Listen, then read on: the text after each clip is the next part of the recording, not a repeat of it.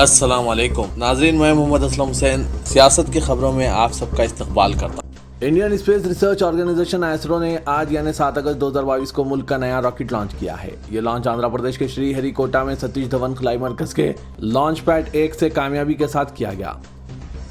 EOSO-2 اور Azaadi SAT satellites small satellite launch vehicle SSV میں جا رہا ہے۔ EOSO-2 زمین کا مشاہدہ کرنے والا سیٹلائٹ ہے جو 10 ماہ تک خلا میں کام کرے گا۔ اس کا وزن 142 کلو گرام ہے۔ اس میں درمیانی اور لمبی ویو لینتھ انفراریڈ کیمرہ ہے جس کی ریزولوشن 6 میٹر ہے، یعنی یہ رات کو بھی نگرانی کر سکتا ہے۔ اس کے علاوہ اسپیس کڈس انڈیا نامی خلائی ایجنسی کا ایک اسٹوڈنٹ سیٹلائٹ آزادی بھی لانچ کیا جا رہا ہے۔ ISRO نے پہلی بار SSLV راکٹ لانچ کیا۔ کیرلا کے 2 مسلم طلبہ نے رامائن پر آن لائن کوئز جیت لیا ہے۔ کل 5 طلبہ میں سے 2 نے سب کی توجہ مبذول کر لی ہے۔ ملا پورم کے 2 مسلم طلبہ محمد جابر PK اور محمد باسط نے آن لائن رامائن کوئز میں ٹاپ کیا، جس میں 1000 سے زائد افراد نے شرکت کی۔ یہ دونوں KKHM Islamic and arts college Valanchery میں وافی کورس کر رہے ہیں۔ جیت کے بعد مختلف علاقوں سے لوگوں نے دونوں کو مبارکباد پیش کی ہے۔ اگر آپ مسلمان نوجوان محمد باسط M سے رامائن سے ان کی پسندیدہ چوپائی کے بارے میں پوچھیں گے تو وہ فوراً ایودھیا کنڈ کی چوپائی کا دہرائیں گے، جس میں لکشمن کے غصے اور لارڈ رام کی طرف سے اپنے بھائی کو دی گئی تسلی کی طرف اشارہ کرتا ہے۔ اس میں لارڈ رام سلطنت اور طاقت کی فضولیت کو تفصیل سے بیان کر رہے ہیں۔ الہ آباد ہائی کورٹ نے ایک حکم میں کہا ہے کہ ہندوستانی قانون نظام میں سزا یافتہ شخص کو بھی اپنی تعلیم جاری رکھنے اور جیل سے امتحان میں شرکت کرنے کا حق ہے تاکہ وہ سماج کے مرکزی دھارے میں شامل ہو سکے۔ جسٹس نیرج تیواری نے علی گڑھ مسلم یونیورسٹی کو ہدایت دی ہے کہ وہ اگلی تاریخ کو ہائی کورٹ کو مطلع کریں کہ درخواست گزار یونیورسٹی کے نظم و ضبط کی خلاف ورزی کیے بغیر اپنا BA LLB کورس کیسے مکمل کرے گا۔ قانون کے طالب علم عادل خان کو یونیورسٹی سے باہر نکال دیا گیا اور یونیورسٹی انتظامیہ نے BA LLB کا کورس مکمل کرنے سے انکار کر دیا۔ کیس کے حقائق کے مطابق BA LLB کے 5 سالہ کورس کے طالب علم عادل خان نے 7ویں سیمسٹر کے امتحان میں شرکت کی تھی، لیکن اس سیمسٹر کے امتحان کے نتائج کا اعلان نہیں کیا گیا تھا اور اسی دوران اسے یونیورسٹی نے سپٹمبر کو نکال دیا تھا۔ 2019 دیا گیا اور 3 سال گزر گئے۔ درخواست گزار نے یہ حلف نامہ بھی دیا ہے کہ وہ اپنی پڑھائی کے دوران نظم و ضبط اور اچھے اخلاق کو برقرار رکھے گا۔ مدھیہ پردیش کانگریس کے رہنما کا ایک گروپ جو ہفتے کو قومی پرچم ترنگا راشٹر سیوم سیوک سنگھ کے سربراہ موہن بھگوت کے حوالے کرنے جا رہا تھا، راستے میں پولیس نے روک لیا۔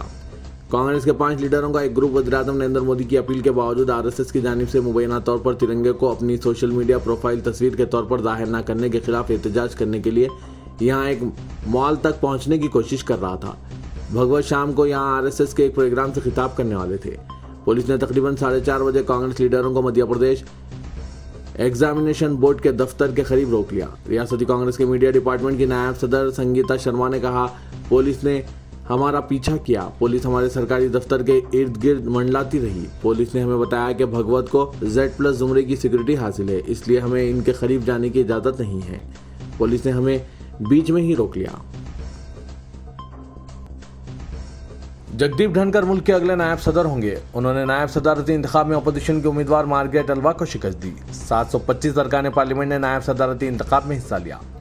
عہدیداروں نے بتایا کہ تقریباً 3.9% پولنگ ریکارڈ کی گئی۔ 50 سے زائد ارکان پارلیمنٹ نے اپنے حق رائے دہی سے استفادہ نہیں کیا۔ وزیراعظم نریندر مودی اور ان کے پیشرو منموہن سنگھ نے صبح ہی اپنے حق رائے دہی سے استفادہ کیا، جبکہ اپوزیشن قائدین سونیا گاندھی اور راہل گاندھی نے دوپہر کے بعد ووٹ دیا۔ ترنمول کانگریس نے انتخاب میں حصہ نہ لینے کا اعلان کیا تھا، لیکن پارٹی کے 2 ارکان پارلیمنٹ نے پارٹی فیصلے کے خلاف جاتے ہوئے ووٹ دیا۔ ہندوستان کے اگلے نائب صدر کو منتخب کرنے کے لیے دن کے 10 بجے ووٹنگ شروع ہوئی۔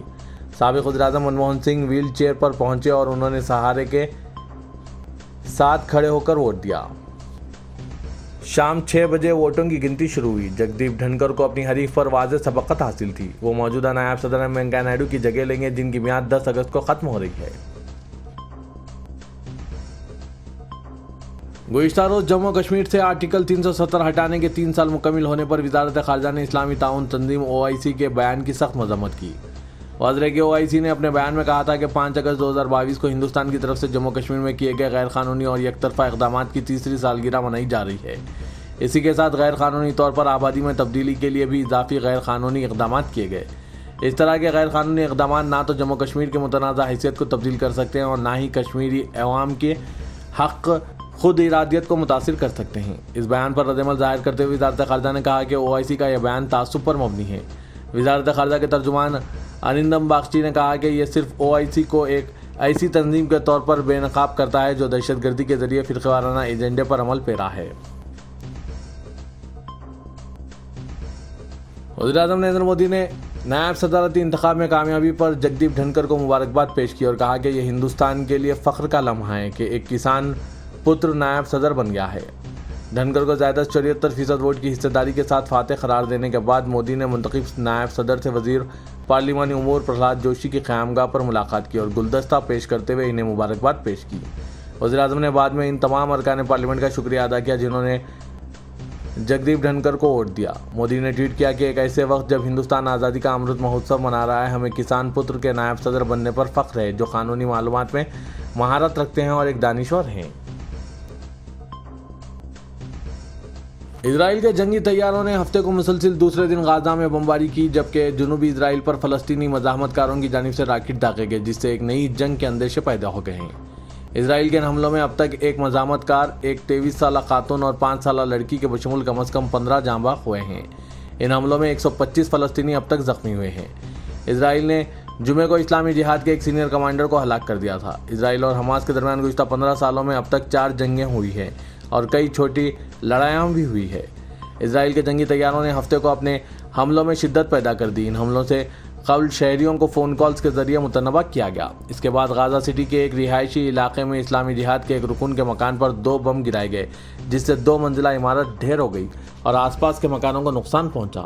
اس علاقے سے کئی خواتین اور بچوں کو بھاگ کر باہر نکلتے ہوئے دیکھا گیا۔ اس حملے میں کسی ہلاکت کی اطلاع نہیں ہے۔ غزہ کے مزاحمت کاروں نے جنوبی اسرائیل پر ہر نصف گھنٹے سے راکٹ حملے کیے، لیکن کسی ہلاکت کی اطلاع نہیں ہے۔ وزیر اعلیٰ تلنگانہ کے چندر شیکھر راؤ نے دہلی میں منعقد ہونے والے نیتی آیوگ کے اجلاس کا بائیکاٹ کرنے کا اعلان کیا ہے۔ انہوں نے ہوا کے سوا تمام چیزوں پر GST نافذ کرنے کی سخت مذمت کرتے ہوئے کم از کم دودھ پر عائد کردہ GST سے دستبرداری اختیار کرنے کا مرکزی حکومت سے مطالبہ کیا۔ آج پرگتی بھون میں پریس کانفرنس سے خطاب کرتے ہوئے وزیر اعلیٰ تلنگانہ کے چندر شیکھر راؤ نے کہا کہ مرکزی حکومت کی ریاستوں بالخصوص تلنگانہ سے ناانصافی کے خلاف وہ بطور احتجاج 7 اگست کو دہلی میں منعقد ہونے والے نیتی آیوگ اجلاس کا بائیکاٹ کر رہے ہیں اور اس سلسلے میں چیف منسٹر KCR نے وزیر اعظم نریندر مودی کو کھلا مکتوب روانہ کیا ہے۔ انہوں نے کہا کہ ملک کی جدوجہد آزادی اور آزادی کے بعد ملک کی ترقی کے منصوبے تیار کرنے کے دوران چند لوگوں نے انگریزوں کی جانب سے ملک کو ترقی دینے کا دعویٰ کرتے ہوئے آزادی کی مخالفت کی تھی۔ اسی طرح تلنگانہ تحریک کے دوران چند لوگوں نے علیحدہ تلنگانہ ریاست کی مخالفت کی تھی۔ تاریخ اس کی گواہ ہے۔ Hyderabad metropolitan water supply and sewerage board نے شہر اور اطراف و اکناف کے علاقوں میں بارش کے نتیجے میں عثمان ساگر کے مزید 2 گیٹس آج 2 فٹ اونچائی تک کھول دیے۔ آبگیر علاقوں میں بارش کے نتیجے میں دونوں بڑے ذخائر آب کی سطح بڑھتی جا رہی ہے۔ عثمان ساگر کے علاوہ حمایت ساگر کے گیٹس بھی کھولے گئے ہیں۔ دونوں ذخائر کے 6 گیٹ کھول کر اضافی پانی بہایا گیا۔ ہفتے کو عثمان ساگر کی سطح 1786 فٹ، جملہ گنجائش 1790 اور حمایت ساگر کی سطح آب 1760 ریکارڈ کی گئی ہے۔ تلنگانہ کے BJP صدر بنڈی سنجے نے دہلی میں نائب صدر جمہوریہ کے انتخابات کے سلسلے میں اپنے حق رائے دہی سے استفادہ کیا۔ اس کے علاوہ انہوں نے BJP صدر JP نڈا، وزیر داخلہ امت شاہ سے ملاقات کرتے ہوئے ریاست کے حالات پر تبادلہ خیال کیا۔ BJP 31 اگست کو منوگوڑا میں ایک جلسہ عام منعقد کرنے والی ہے، جس میں شرکت کے لیے بنڈی سنجے نے امت شاہ اور JP نڈا کو مدعو کیا ہے۔ چیف منسٹر تلنگانہ کے چندر شیکھر راؤ نے تلنگانہ میں آسرا اسکیم کے تحت 10 لاکھ نئے وظائف دینے کا اعلان کیا ہے، جو یوم آزادی کی ڈائمنڈ جبلی تقاریب کے موقع پر 15 اگست کو دیے جائیں گے۔ جو نئے افراد کو وظائف منظور کیے جا رہے ہیں، ان میں 57 سال عمر کے افراد بھی شامل رہیں گے۔ پرگتی بھون میں پریس کانفرنس سے خطاب کرتے ہوئے چیف منسٹر نے کہا کہ فی الحال ریاست میں آسرا اسکیم کے تحت 36 لاکھ افراد کو ہر ماہ فیکس 2016 روپے وظائف دیے جا رہے ہیں، جن میں معمر افراد کے علاوہ بیوہ، تنہا خواتین، بیڑی ورکرز، ایڈز کے مریض اور دوسرے شامل ہیں۔ 10 لاکھ نئے وظائف کی منظوری کے بعد ریاست میں آسرا اسکیم کے تحت وظائف حاصل کرنے والوں کی تعداد 46 لاکھ ہو جائے گی۔ وزیر اقلیتی بہبود کے ایشور نے کہا ہے کہ سماج کے تمام طبقات کو مفت معیاری تعلیم فراہم کرنے کے لیے چندر شیکھر راؤ حکومت نے بڑے پیمانے پر اقامتی اسکولوں کا قیام عمل میں لایا ہے۔ وزیر اعلیٰ کا مقصد ان اسکولوں کے ذریعے غریبوں کو کارپوریٹ طرز کی تعلیم فراہم کرنا ہے تاکہ غریبوں کی معیاری تعلیم سے محروم نہ رہے۔ وزیر اقلیتی بہبود آج حیدرآباد کے بنجارہ ہلز میں واقع تلنگانہ مائنارٹیز ریزیڈینشل ایجوکیشنل انسٹی ٹیوٹ सोसाइटी टिमरीज के दफ्तर में आला निशानात से कामयाबी हासिल करने वाले अक़लियती तलबा और तालिबात के तहनीती तकरीब में शिरकत करते हुए ये बात कही। इस मौके पर वज़ीर मौसूफ ने 10वें और इंटर के इम्तहानात में नुमाया मुजाहरा करने वाले अक़लियती तलबा और तालिबात में तौसीफ़नामे और मेडल्स दिए। अपने खिताब में वज़ीर ने कहा कि तेलंगाना में 5 सोसाइटीज़ के ज़रिए 985 अक़ामती स्कूलों को चलाया जा रहा है, जिसमें 6 लाख से ज़ायद तलबा और तालिबात को मियारी तालीम के साथ तग़ज़िया व ग़िज़ा भी मुफ्त दी जा रही है। उन्होंने कहा कि तेलंगाना में कायम करदा अक़ामती स्कूलों से मुल्क व बैरून मुल्क के अफराद भी मुतासिर हो रहे हैं और कई शख्सियात ने इन स्कूलों का मुआयना किया है। हिंदुस्तान की आज़ादी की 75 साल तकारीब के सिलसिले में ग्रेटर हैदराबाद म्यूनसिपल कॉरपोरेशन की जानिब से शहर में 75 खुले मुकामात की निशानदेही की गई है, जहां फ्रीडम पार्क्स बनाए जाएंगे।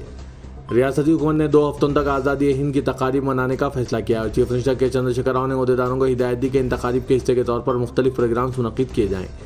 GHMC ने फ्रीडम पार्क्स बनाने का मनसूबा बनाया और इस शेड्यूल में 10 अगस्त को निशानदेही करदा मुकामात पर 75,750 पौधों की शजरकारी करना शामिल है। तो मैं मोहम्मद असलम हुसैन अब आप सबसे इजाज़त तलब करता हूँ, तो दीजिए इजाज़त, अल्लाह। तो ये था आज का खबरनामा। खबरों से मुतालिक कमेंट के ज़रिए आप अपने ख्यालात पेश कर सकते हैं।